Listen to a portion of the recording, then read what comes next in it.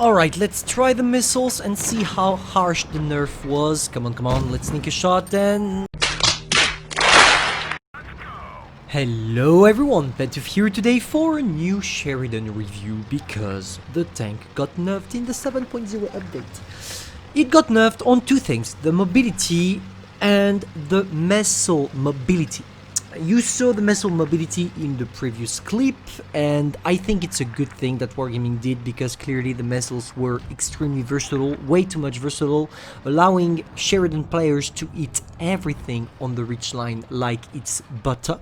But now Sheridan players will have to play it way better in order for them to do great with missiles. But the point of this video is not really talking about missiles, but talking about the Sheridan itself, because even if the missiles got nerfed, the tank is still one of the strongest light tanks at tier 10, if not the strongest. Because even if they try to nerf the tank, the main problem, and this problem is gonna be always the same, it's the alpha damage. You have 560 alpha damage with the Sheridan.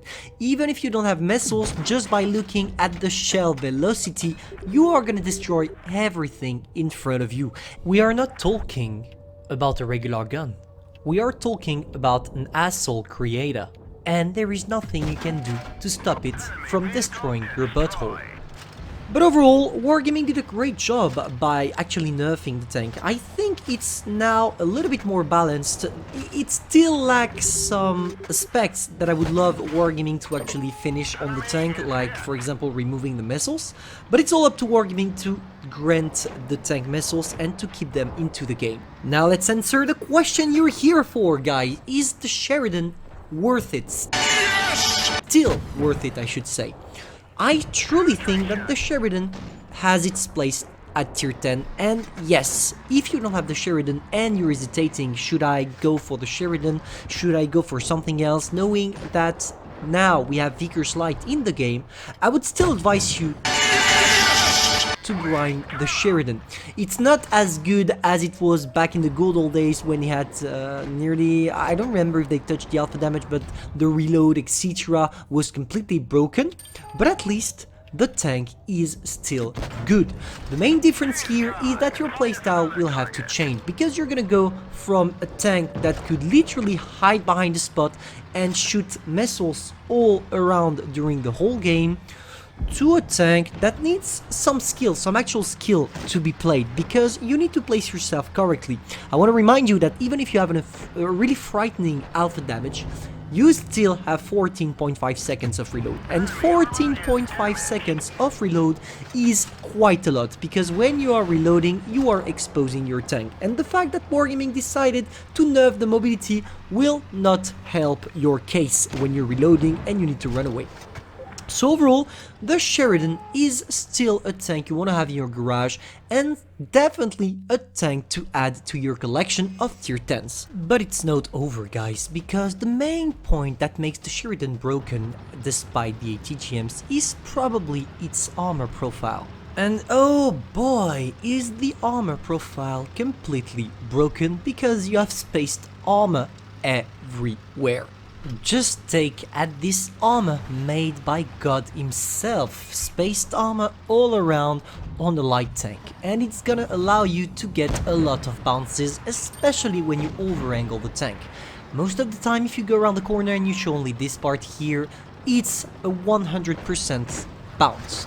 And there is no better pleasure for a Sheridan or a light player in general than bouncing a tank destroyer shell, especially one coming from an FV1A3, which is gonna happen quite a lot with this tank, and that's what makes it completely wonderful.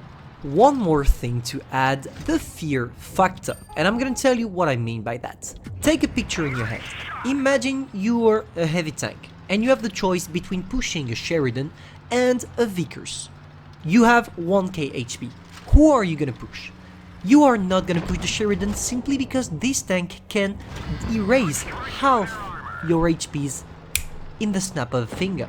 And that's logic. You would rather go on the Vickers, which can only deal 350 alpha damage, or even worse, a Batchat with 310 only if he doesn't have the whole clip loaded. And trust me, the fear factor is gonna bring you a lot of opportunities which will lead you to have good games, or better games at least, than regular games you could have with the Vickers, for example. And that's why the Sheridan is so popular. It combines two main things. The tank overall, if we take a look at the statistics, is great, but it's also a really fun tank to play. I mean, a tank destroyer alpha damage mounted on a light that has the mobility of an OP tank with spaced armor all over the place. That sounds like a tier 7 premium tank Wargaming could sell, isn't it? But no, it's available and it's at tier 10, so why should you not play it? Why should you bother by saying, oh no, this tank is broken, let's not play it? No, go guys, I'm the dark side of the force and I'm telling you, go and play this tank, because even after the nerf, it's still a really worthy one. I hope you enjoyed that little review, which is different from what I used to do, but I like this format. It's a cool one as well. So tell me in the comments what you think, and I'm gonna see you soon for a new video. See ya guys.